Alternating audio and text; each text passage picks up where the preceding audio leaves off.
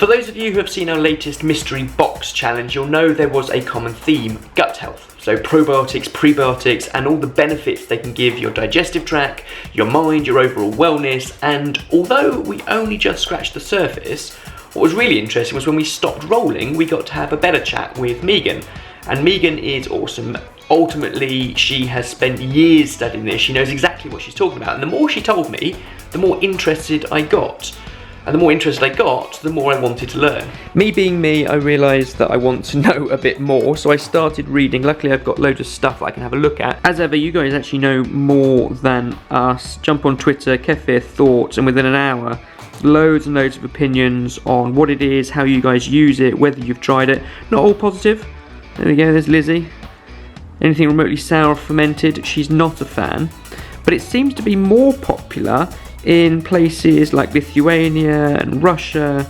And Owen actually suggested that things like Lithuanian cold beetroot soup is super popular at the moment. And that uses kefir as a base. And basically, combination of this, a few YouTube videos and an hour-long podcast, and I feel equipped to make kefir. This is my idea of a Saturday.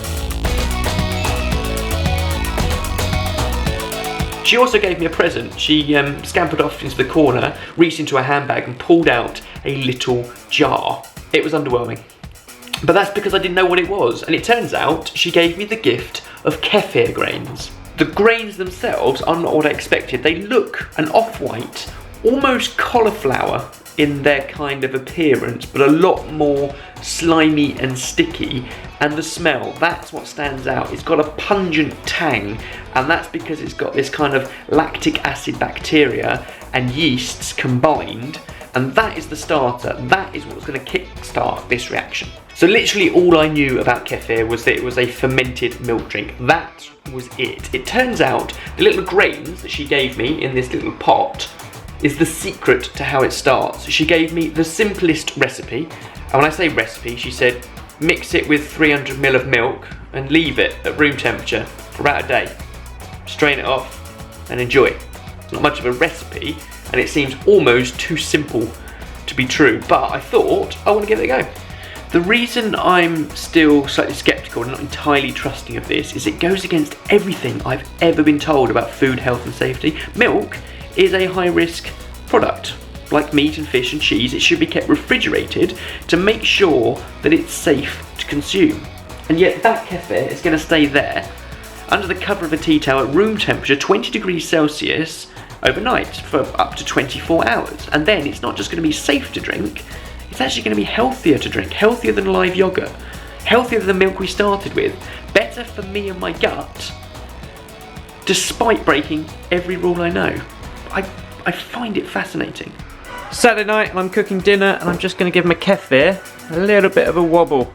The reason being, traditionally it would be made in the stomach of an animal and hung by the door, and as guests come in they just give it a bit of a knock.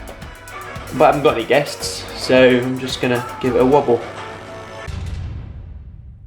Okay, so here's the thing. In the time it's taken me to make kefir, I've gained a cold, a bit of a bunged up nose, slightly sore throat. However, as we learned from the video, a diverse gut biome helps train the immune system, so in the long run, kefir is good, right?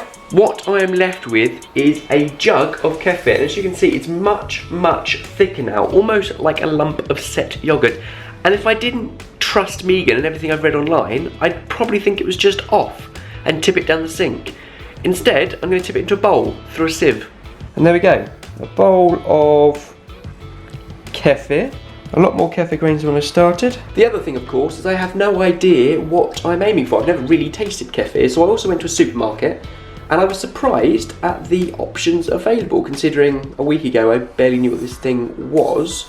There were flavoured ones, unflavoured ones, and I picked up a bottle of this. Kefir, natural flavoured, billions of live cultures. I was surprised to see the use by date was about 2 weeks away. A glass of the bought stuff and a glass of my stuff.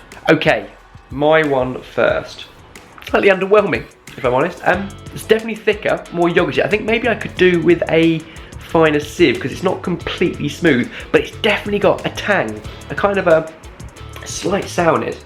It's quite nice. The other one smells much more acidic, is much smoother, It reminds me almost of buttermilk in consistency. Now I don't know if that's a time thing. My one only had about 36 hours, so it's very possible that it just needed a bit longer, or maybe it's just something that will get better the more you use the grains. I don't know.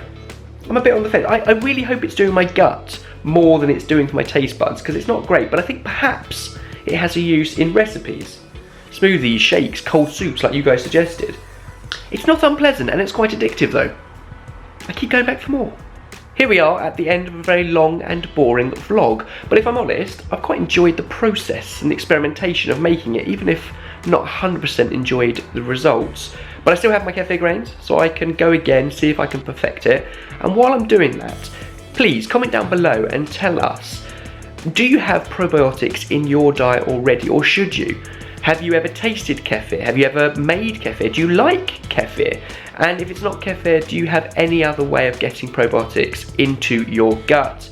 Or actually, whether you care. Maybe it's not for you. That's also super valid. I'd love to hear from you. Comment down below. I'm off to put my kefir grains in some fresh milk.